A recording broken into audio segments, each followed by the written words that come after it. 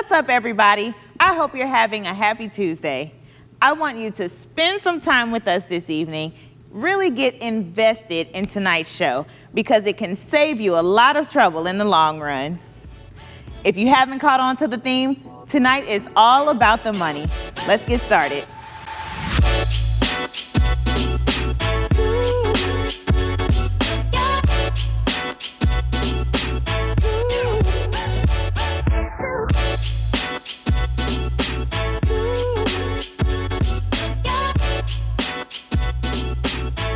It's the holiday season, which means that many of us will be spending more money than usual over the next few weeks and months.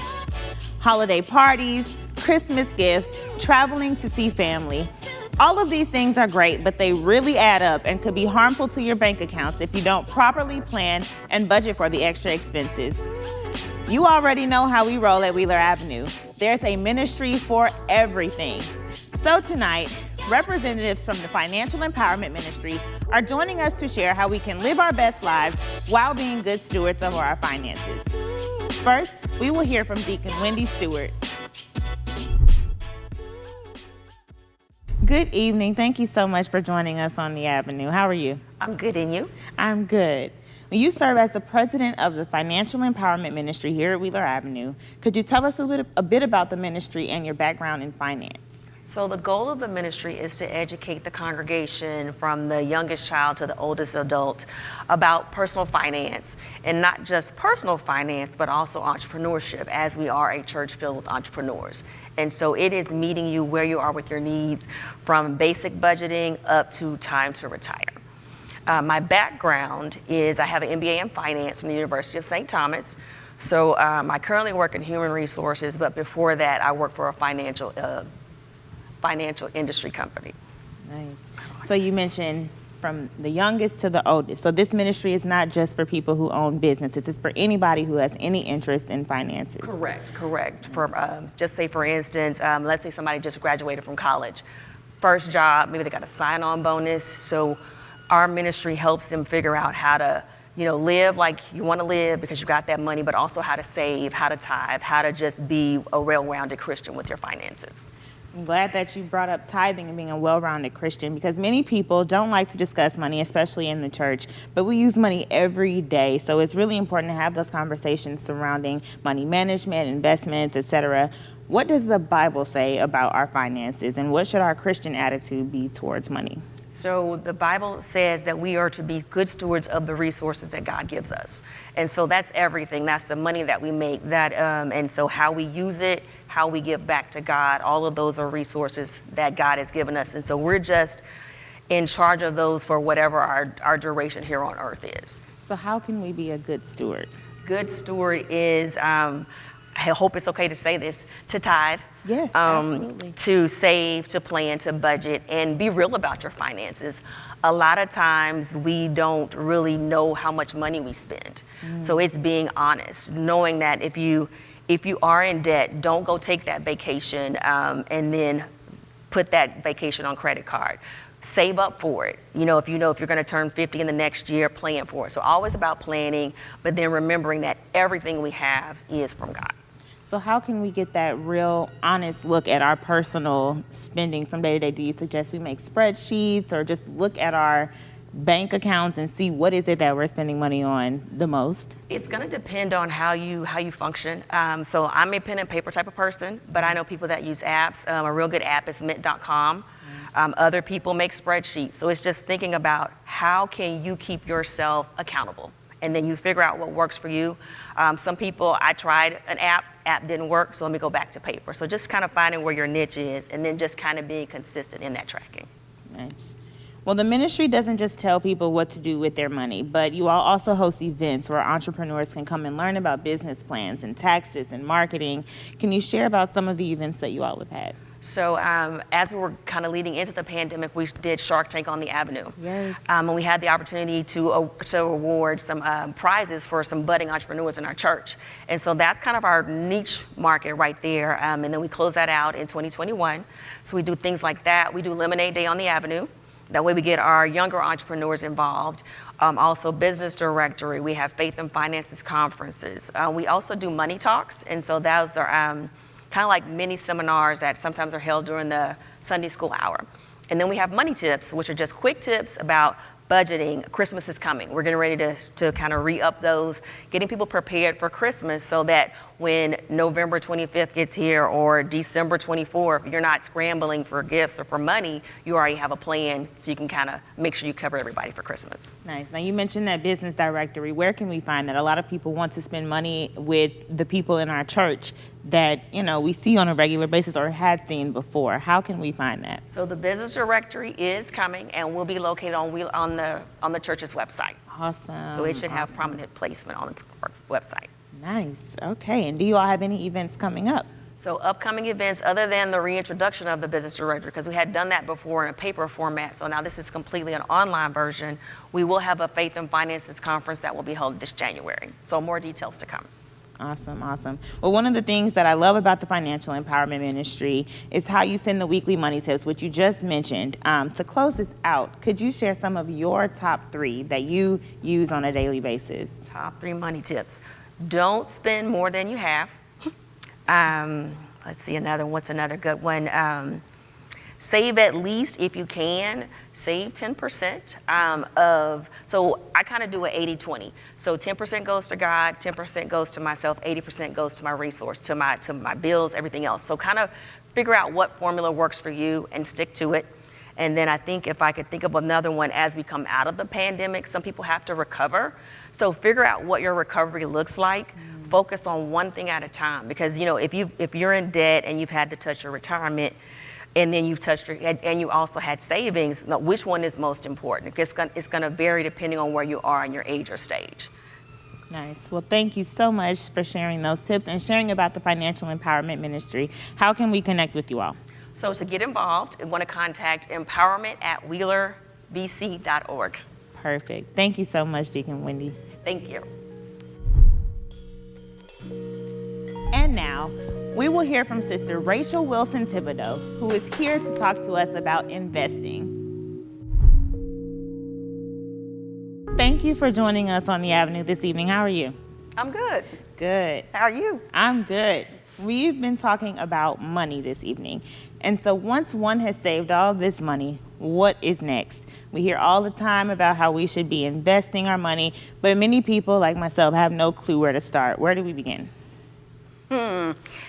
Well, I would say first, especially if you are a complete novice to investing, that you begin to educate yourself. And there's different ways you can do that. You can go the DIY route, so to speak, do it yourself, and go to the good old, as I call it, and as some others call it as well, Google University, YouTube University. There's a lot of information out there about investing, but it doesn't have to be overwhelming. I mean, if you just Google investing basics, you'll get a lot of great information. And then there are a ton of courses. You know, if you feel that you need help or you want to start out getting help, there are courses, there are people out there that can help teach you about investing. But that's really the first step, to learn the basics. So what are some of those investing basics? The basics is understanding the different investments out there. Certainly, I would say the stock market, that's probably the one that we hear the most about and also tends to be misunderstood. And so it's important to understand just how stocks work, that they move up and down, they do fluctuate. You want to understand your time frame in relation to investing. That has a lot to do with the best types of investments for you. If you're dealing with a longer time frame, then typically you can invest more in stocks. If you're dealing with a shorter time frame, then you probably want to go a more conservative route. So understanding the different types of investments, your time frame, and what you're investing for. Everybody is not investing for retirement. We hear about that a lot, but some people want to invest to buy a home. Some people are investing for college. Some people are investing to go on a killer vacation in the next year or two. So it's important that you understand that as well. So we want to dispel some of the myths around investing. What are some of the ways that we've been misinformed through social media, word of mouth, or anything? Well, the one that really jumps out at me is the need for a lot of money to invest. Now, I will say it doesn't hurt when you have more money, but it's not a requirement, especially now. You can get started with investing with as little as $50, frankly. And a number of the brokerage companies, the investment companies out there, don't even require minimums. I think a lot of people, and especially people in our community, don't know that. You can start an investment account, just a regular non-retirement investment account, without having to invest $1,000 up front or even $500 up front. Now, it can vary depending on the company, but there are companies out there where you can get started either investing periodically, say a monthly investment, or very little. It doesn't require hundreds and thousands of dollars. Okay. So, we hear a lot about the Forex, the cryptocurrency, and stocks, as you said. Can you give us a general difference of what all of these are? Sure. We definitely are hearing a lot more about cryptocurrency and Forex. Yeah. And those are essentially currencies. Those are markets, or that involves a market of currencies. Crypto is actually digital money, digital investments. It's still not very understood by a lot of people, but there is opportunity there. And 5, maybe 6 years ago, we were saying it was the way of the future. Well, it's kind of now. The future is kind of now. Yeah. And so it's driven by something called blockchain. And really, it's an exchange, or deals with an exchange online. So that's probably the main thing to understand about crypto. It's digital. And then Forex is the exchange of different currencies. So of course, we have the US dollar, that's one type of currency. We have the yen, we have pounds. Those are different types of foreign currencies. And it's essentially just trading those currencies. You profit when the currency goes up, essentially. Okay. And then stocks, which more of us tend to know about. Stocks are really ownership, or it represents ownership. It's equity in publicly traded companies. So, for example, if you want to own a piece of Nike, a piece of Google, a piece of Facebook, you can do so. You would invest in those companies, buy a certain number of shares depending on your investment. And going back to what I was saying before, it doesn't require a lot of money. So if you could take $100, and it depends on how much the stock is trading at that time. So the lower the share price, the more you can get. The higher the share price, well, then the less you'll get, unless you do invest more money. And of course, stocks go up and go down, but over the long term, they tend to go up more. Nice. Well, we've talked about investing, but how important is it that one actually invests? And also, is there a wrong way to do it? And can we truly experience financial freedom having never invested in anything? Definitely yes. Okay. To that last question, you can. And interestingly enough, last year in 2020, we saw, and a study shows this as well, I think it was Ariel Investments, shows us that more Black Americans invested last year than ever before. And so I think that is promising. And a lot of those investors were novice investors. A lot of them were younger. They were under the age of 40. And so, yes, you can certainly find financial freedom even and become a successful investor having never done it. Because again, there's resources, there's tools out there to help you do that. And what was the other question?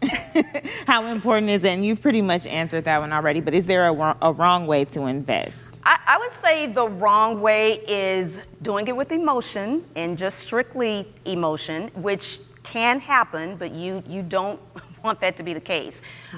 You don't really want to make investment decisions just based on emotion. For example, if you're already invested, because this happens a lot, and you see the stock market plummeting, for example, if you're watching the news and this happens, we've seen this, you're watching CNN or CNBC and the market is just really plummeting, and you panic and then sell your investments. You don't want to do that because often there are things causing the general market to go down, but for one, usually that's temporary. And two, it may not even affect your own investments. It depends on what you are invested in. And then you have sold and possibly at a loss, which you also don't want to do. We want to buy low and sell high. So you don't want to invest based on emotion. And I would also say you do want to have some information. You do want to have some knowledge. You don't have to be an investment guru, but it does help, just as I was saying before, to know the basics. So you don't want to just go by, what your friends are doing, what your mother or your coworker is doing. You want to have a basic understanding of what you're invested in. Well, that takes care of my last question. I was going to ask for you to give us your top 3 investment tips, but I think that last answer just kind of took care of all of that. Anything else before we go? I would just say to not be fearful, and again, especially for people of color, not to be fearful of investing. It's not this scary thing. And as I mentioned before, more of us are getting into the investment market, but we are still behind. And in particular, it concerns me that 59%, I'm a stats person, 59%, which obviously is almost 60% of Black women are not invested in anything. No stocks, no crypto, no mutual funds, like nothing. Is there something wrong with that, though? I would say so, because we're missing out. Now, if those same women have real estate, that helps, but they're still missing out on a huge opportunity, whether it's the stock market, whether it's, as we've talked about, Forex, crypto, missing out on a lot. And so, I would strongly encourage people to just, I know it's easier said than done, but if you're fearful or if it seems overwhelming, just know that it can be broken down into chunks, and plenty of other people just like you who may, or just like them, who may have not had that knowledge before or really knew a lot about investing, they're investing now. Okay. And what are some apps that we can use or websites that'll help us get started with investing? I am a big fan of an app called Webull. I use that a lot. Robinhood is also popular. I'm not as much of a user. I'm not a user of Robinhood, but some people like it. I like Webull because there's a lot of information there. You can actually trade stocks and other currencies on Webull, and it's low cost, so that's another thing that's good. As far as just information, E-Trade, which is also a discount brokerage, has a lot of resources, though, a lot of information. Same thing about Fidelity. I've been with Fidelity, 15 or more years. Wow. Okay. I actually used to work for them back in the day. And so Fidelity has a lot of great information, too. And CNBC.com is a great resource as well for investing. Nice. Well, thank you so much for your time and all of the information that you shared this evening. Thank you. I hope you heard something from our guests that will help you make better financial decisions. Thanks again to both of our guests for the wealth of information that was shared this evening.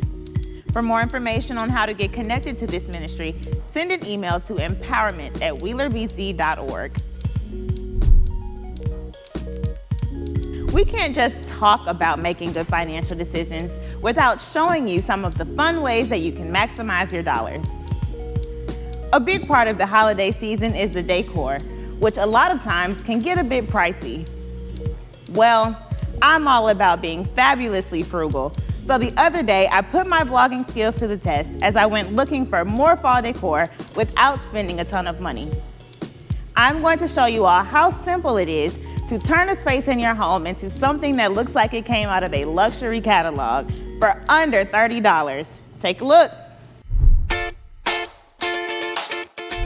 I decided to get things started by seeing what I could find at Dollar Tree. What I have learned is that you can almost always find something good if you just have a little patience and take the time to sort through some of the many things that they have to offer. Many of the items that they had here were little knickknacks that I like to call filler items. Filler items are those little things that you pick up along the way that can be used to decorate the corners of your home and really bring everything in. The best part about shopping at this store? Everything was $1. All you have to do is set your budget and go for it. There are candles of various sizes and scents, potpourri, welcome signs for the family and the other guests that stop by as well. There are window stickers that the children would love to help place.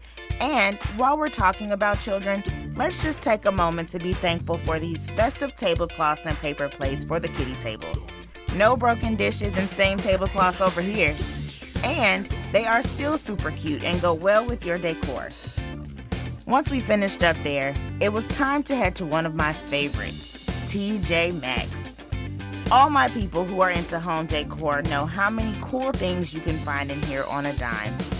I like to just get in there and walk around for a moment to take a good look at each section because you never really know what little goodies you can find in the sections that you least expect. Once we made it to the fall section, it was hard to contain my excitement. I could stay in here all day, y'all, and sniff all of the candles. I love that most of the candles in here were on average about $10, which isn't bad considering that a lot of them are 3-wick candles and last quite a long time. And what is fall without a few pumpkins sprinkled throughout the place? These are some of those filler items that I was telling you about. You can never have enough, especially at these low prices. Okay, y'all, I can't resist. I had to go back.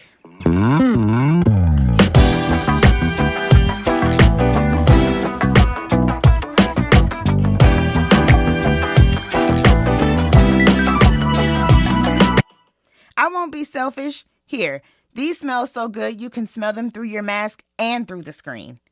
Even if you aren't a fan of pumpkin spice, you must admit that these scents and colors really put you into the holiday spirit. Imagine having your morning coffee or tea in this beautiful fall mug. And something else that goes really well in any season is a nice word of affirmation. When you walk into a room and see the word blessed, you start to think positively about the many things that the Lord has given you. Well, the last stop on this trip is Ross. It's time to dress our homes for less. Now, I have to pause again right here because they must have known that the On the Avenue cameras were coming into their store. That sign is what this episode is all about. These table runners and doormats are on average about $5, which is amazing. Sometimes, depending on the day, some of the stores tend to get a little bit messy once everyone has shopped, but do not be discouraged. Take your time, walk through the aisles, smell some candles, and really allow yourself to enjoy the shopping experience. The holidays should be a joyful time, and that includes the hours of preparation. Now, I'm going to go see what I can do with some of these items that I've picked up. I'll see you guys in a moment.